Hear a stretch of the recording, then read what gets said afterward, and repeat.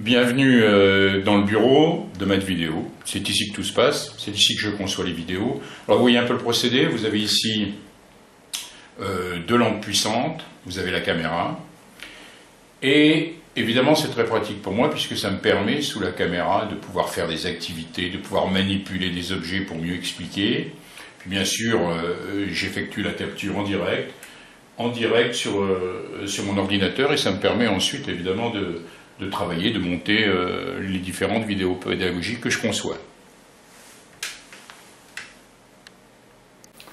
Bon, voici un autre dispositif. Ce dispositif, il me sert surtout à répondre en ligne, à répondre aux internautes qui me poseraient des questions. Bon, vous le voyez, j'ai ici un micro, une tablette graphique. Le micro, il va me permettre de produire un fichier son qui peut être aussi long que ce que je désire. Et puis la tablette graphique avec couleur me permet pédagogiquement d'avoir un outil vraiment performant.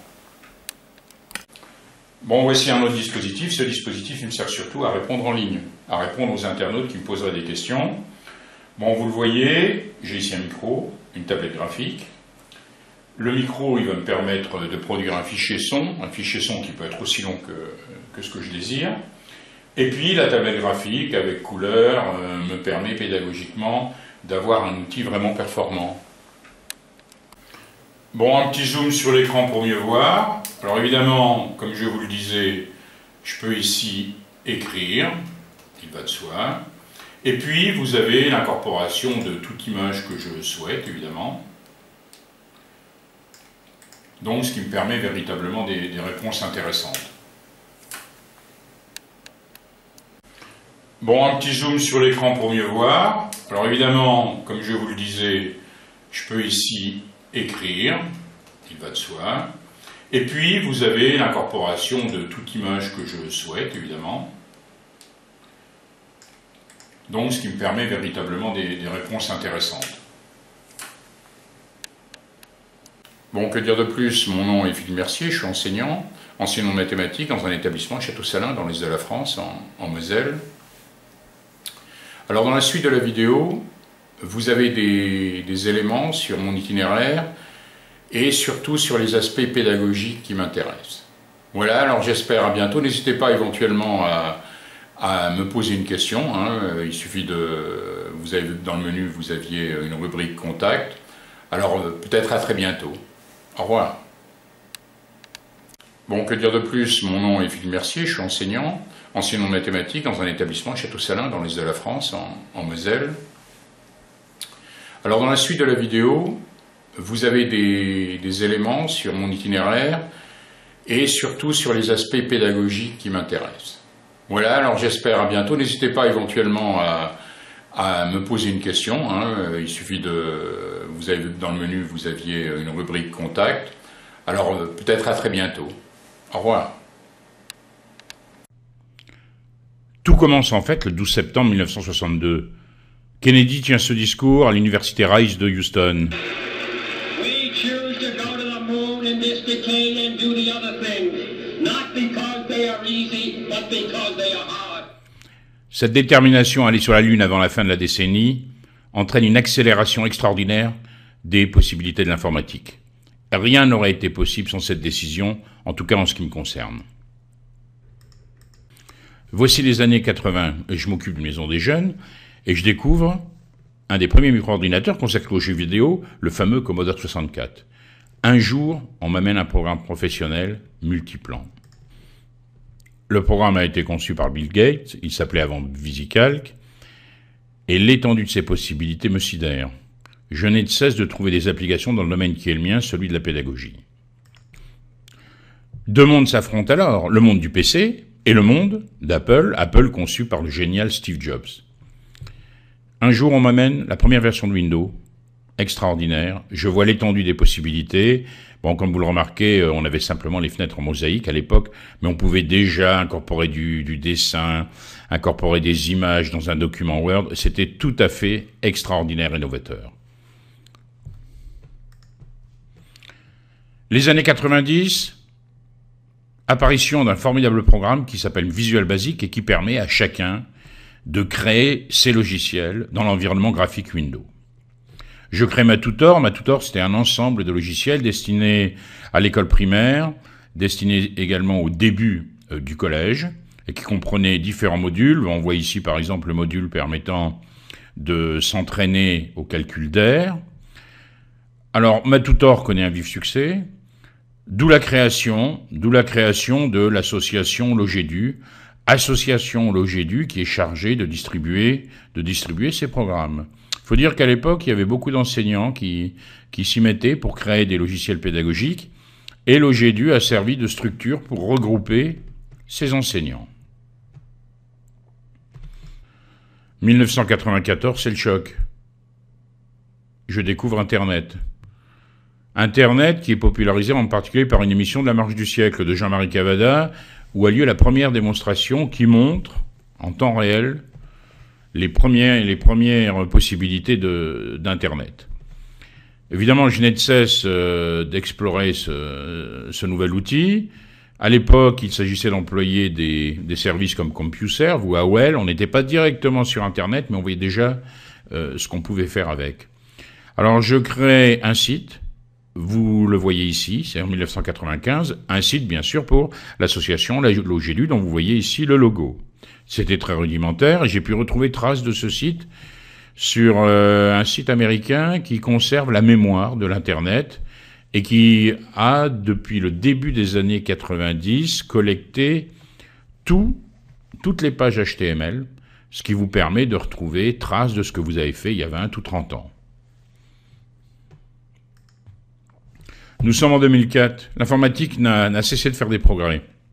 Il nous fallait dans les années 90 près d'une demi-heure pour télécharger une image. Et maintenant, on peut travailler avec des vidéos. Je tente des premières expériences dans le collège où je suis. Par exemple, ici, vous voyez une liaison en direct avec une élève qui n'avait pas compris une notion. Si vous regardez bien, c'est très rudimentaire. Vous voyez trace du pied de la caméra que je tiens et qui me permet ici d'être en liaison vidéo. Alors j'ai retrouvé trace de cette vidéo que je n'avais plus, là aussi sur le site américain dont je vous parlais tout à l'heure. Et puis sur le site du collège, comme vous le voyez ici, je tente d'avoir mes premières ressources vidéo. Nous sommes en 2004 et je m'aperçois qu'un jour, en allant voir un élève qui était souffrant, eh bien, en allant lui faire cours, il y avait un service de l'inspection d'académie qui permettait cela, qui s'appelait à l'époque le SAPAD. Eh bien, je m'aperçois qu'à ma grande surprise, il connaît le cours. Et il connaît le cours parce qu'il a consulté les vidéos pédagogiques. Et là, je vois là les possibilités de ce nouvel outil. Je décide donc de m'intéresser de près à l'élaboration de vidéos pédagogiques. Alors, si vous regardez, j'aime bien conter un peu cette anecdote. Vous voyez cet écrivain-là, il s'appelle Paulo Coelho, et il a écrit un livre qui s'appelle Le Zaphir. Dans ce livre, il a une anecdote très intéressante. Qu'est-ce qu'il dit ? Il dit que finalement, la construction de la navette spatiale, elle a été influencée par les Romains. Pourquoi ? Bien, si vous regardez la largeur d'une chaussée, c'est exactement 1,4635 mètres. Pourquoi ? Pourquoi ? Parce que c'est l'écartement des rails qu'on avait avant, puisqu'on a d'abord travaillé, enfin, on s'est d'abord déplacé avec un train avant de se déplacer en voiture.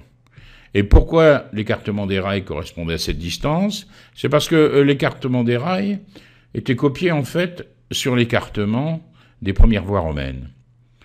Et ces voies romaines, il fallait qu'elles puissent laisser passer un char tiré par 2 chevaux. Il se trouve que pour la construction de la navette spatiale, il fallait pouvoir la déplacer sur la route. Donc, on a dû modifier certaines dimensions de cette navette. On peut donc dire que les Romains ont influencé la construction de la navette spatiale. C'est un peu ainsi que cela se passe dans tous les domaines, en particulier dans le domaine de la vidéo. Les premières, et encore maintenant, les premières vidéos pédagogiques, on avait souvent un enseignant devant un tableau. On voyait mal. On n'avait pas l'idée de retourner, comme on le voit en bas à droite sur cette photo, de retourner une caméra. Et ce dispositif, la nature du dispositif est elle-même très importante. Hein, tout se passe quand vous êtes en train de faire la vidéo, comme si quelqu'un était au-dessus de votre épaule en train de voir ce que vous êtes en train d'expliquer. Et donc, cela crée tout de suite une situation différente qui, à mon avis, a de l'importance dans le domaine pédagogique. Bon, vous voyez en bas à gauche, à côté, ce que ça peut donner hein, quand on prend un extrait de la vidéo. Grâce à Internet, il y aura la possibilité de stocker les ressources vidéo. Je crée donc un site sous forme de blog pour qu'il soit très facilement accessible pour les élèves. Je crée également une chaîne YouTube. Pourquoi ? Parce que beaucoup de jeunes ont l'habitude de travailler dans cet environnement YouTube et le préfèrent en règle générale. Bon, c'est un grand chantier qui va s'amorcer. Un grand chantier pour passer de la 6e à la terminale.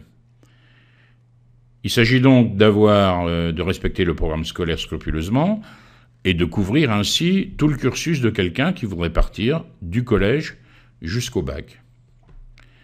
Vous voyez en haut à droite le forum. Le forum a une grande importance, c'est-à-dire que ce forum va nous permettre d'échanger, mais il faut qu'il soit doté d'outils performants pour pouvoir répondre facilement, directement. Il faut pouvoir répondre par une vidéo rapide, il faut pouvoir écrire des formules très complexes, il faut pouvoir incorporer très rapidement des images ou des extraits.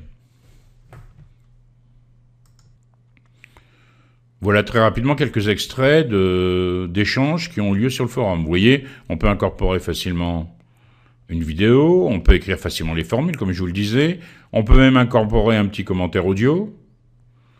Et puis, un élève, par exemple, qui veut me communiquer ce qu'il a fait, peut facilement le faire avec son mobile.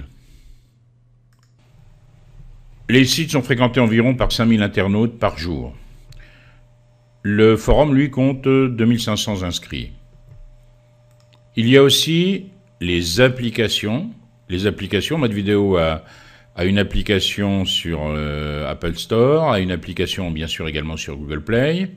Actuellement, près de 25 000 téléchargements ont eu lieu. Bon, tout ceci bien sûr est entièrement gratuit.